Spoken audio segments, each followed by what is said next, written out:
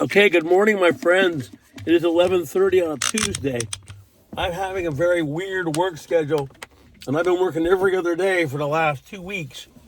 But then this Sunday and Monday I'm off, and the next Sunday, Monday I'm off, and then we go back to another weird schedule. So, when will it happen?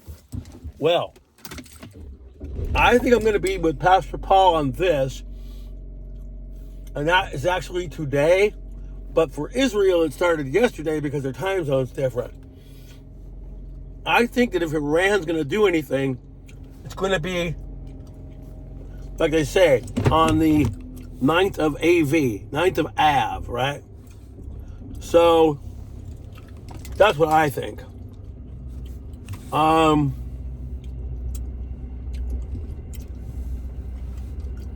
think that's when it's going to be. So, we're going to have to sit back and wait. My car, there it goes. My CarPlay finally decided to work. So anyway, I wanted to make sure what the dates were on that. And it's the 12th and 13th. Okay? So today's the 12th for us, and the 13th tomorrow. Now, over there in the Middle East, you guys, if you know anything about what they do, they love to do what they call attacks on special days, holy days, whatever. The 9th of Av is like a fasting day, okay? So if they're going to pull anything off, which I think they might have, because I think last night, I actually did see some kind of rockets coming over the Dome of the Rock, Iron Dome, and they weren't coming in because of the Iron Dome. Well, they may have already started their thing. But anyway, that's what my prediction is. I'm going to go with them and say something's going to go on today or tomorrow. Now, it's probably nighttime there because daytime here, so that's a good time for all of it to go down. So that's where I'm sitting on that. Again, Canadian Prepper, New York Prepper, they seem to know a lot more about the stuff that I'm interested in. So I don't usually come out and say too much if I don't really know much about it. But sometimes Canadian Prepper will have a video, but while it's interesting, it's not interesting enough to watch for an hour. You know? And some of this stuff is totally true. I mean, I'm only giving you tips for short-term prepping. I'm not giving you any kind of long-term prepping or what could happen if things get so bad that you're on your own and you're going to be dealing in an urban setting, if you know what I mean. That depends on where you are with that. Okay? So there's a lot of other things besides little short-term preps that I give you. Like the other day, I accidentally ordered this cup. It actually heats your liquids by battery, and if you really need it, it can charge your phone. Well, I used it, and it works well enough for me to keep. It's got a couple of flaws. I'm not going to name the brand because I can't change it over to Fahrenheit no matter how much I want to. So I just had to go check it out and find out what temperature it is at Celsius, and now I just do it that way. But made a great warm cup of coffee, probably heats up soup. You can keep it cold for whatever. It's only like an 8-ounce cup, but it is good for when you're caught without anything. So, it was an item I didn't mean to order, but I accidentally did. Now, if you could see, this has gone on for about 2 weeks. So now I know. I'm not saying that it isn't COPD, because it still could be. I could still have it. But ever since I dropped over 20 pounds, I'm not seeming to cough a lot during the morning. Maybe a little bit, but not like it was. I still have some doctor checkups to do now that I'm getting older, so that's going to be coming fairly soon. But anyway, last 3 weeks, I've been getting up, I'm not saying 100%, but fairly good. And today's another one of those days I didn't cough. See what I mean? So, and then I started to put on a little bit of weight. I gained about 4 pounds kind of quick because I was eating a lot of garbage food. And next thing you knew, I'd shot back up to 190. And that day, I began to cough. So something's probably pressing on my umbilical hernia, okay? I was born with that. It's not something that just happened. I was born with it. And so now that there's not as much pressure on it, I'm not coughing. Yeah, I might have COPD because they did x-rays on me, and they did find, like they call it GERD. And I do have that. So, it's not that I don't have it, but how severe is it? Okay? So for the last little bit of time, I've been doing fairly well. Well, anyway, enough of me.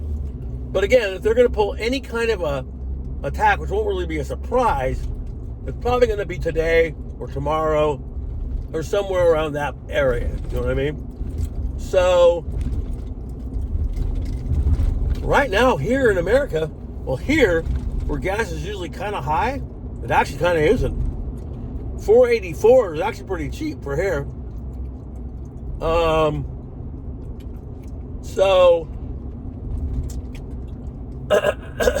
stock market fell again. Not a lot, but some. Bitcoin isn't really doing very well. I have that, but I'm not going to even get rid of it. I'm just going to leave it wherever it is. And if it ever tanks, it tanks, and that's how we go. But for right now, I'm going to keep it.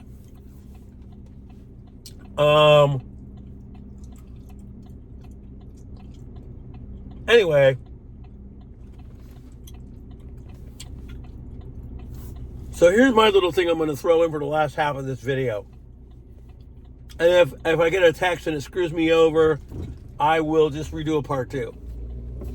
So,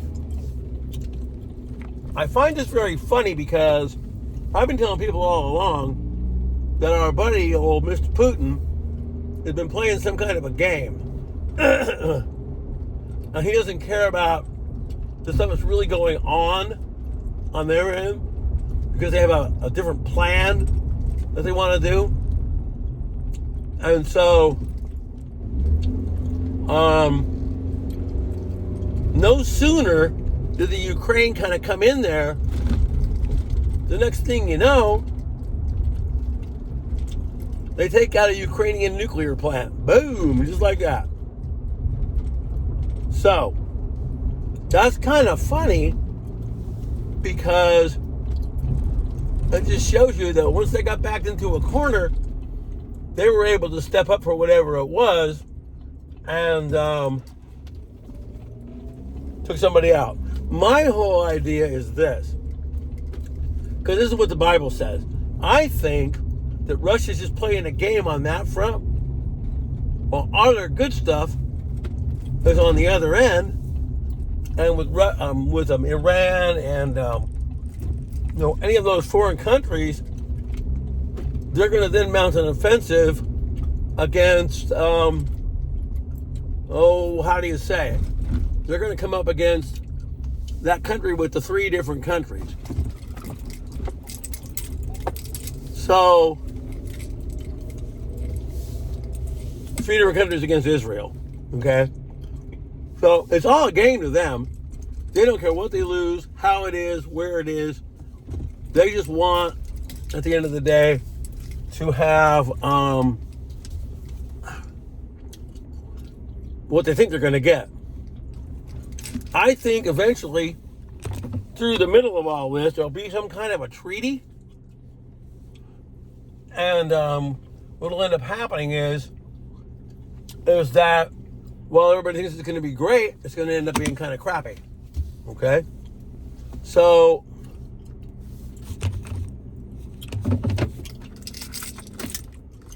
I think that the whole thing that they're doing over there in Ukraine is kind of a distraction. Now, here's something else that I wanted to go into too, because we're going to talk about distractions. Now, I like a lot of sports, but the only one I really watch a lot of is football. And I am beginning to watch a little less of it because I kind of sometimes think that sometimes things can be rigged. But before we get into that, what is football? It's a major distraction for a lot of people, okay? They don't care what's going on. If that game's on, they're going to watch it, right? Okay. So, basically, starts beginning to start. And people are going to be more into football than anything else. But that's when a lot of real things can go down. So, again, take your eyes off of that. You're not thinking of it, something goes down. See what I mean? So, anyway,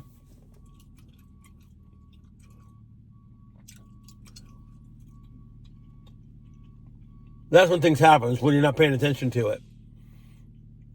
After last year, and I didn't like either team. I mean, I kind of like Kansas City for whatever reasons, but I think they were given that game. I think the refs kind of helped them win that game.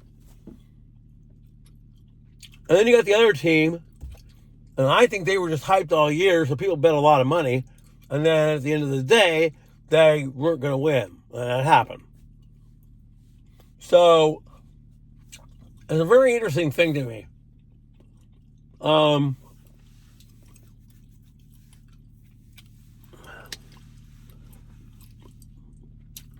But if these countries decide they're going to pop something on Israel, it's probably going to be today or tomorrow. And I think last night here, I think they actually did kind of send some stuff their way.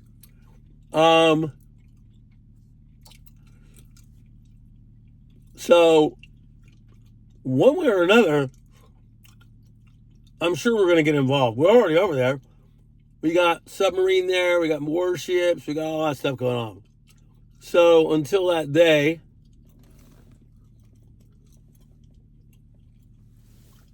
we'll have to wait and see. But I'm going to make that prediction and go on a limb and say something's going to go down in the next couple of days. It'll be relatively large. Then, you've also got earthquake watch. They're predicting a very large earthquake. They say Japan, but it could be almost anywhere. Ring of Fire, whatever. That's bringing our buddy back into it. Now, a lot of people still think that this thing's a planet. But it may not be. There may be a blue water planet, but it probably isn't it. It, that causes all the havoc, is probably a red comet. And again, like I told you guys in a different video, when Betelgeuse blows up and there's red in the sky, which won't really be Betelgeuse, they're going to say that's what it is. To draw the fear away from everybody else, thinking, oh my God, that comet's close. And you'll just think it was light that blew up a million years ago. See what I mean? So you can't always trust everything. Now, today's probably going to be a real hectic day here. It always is. It's never light.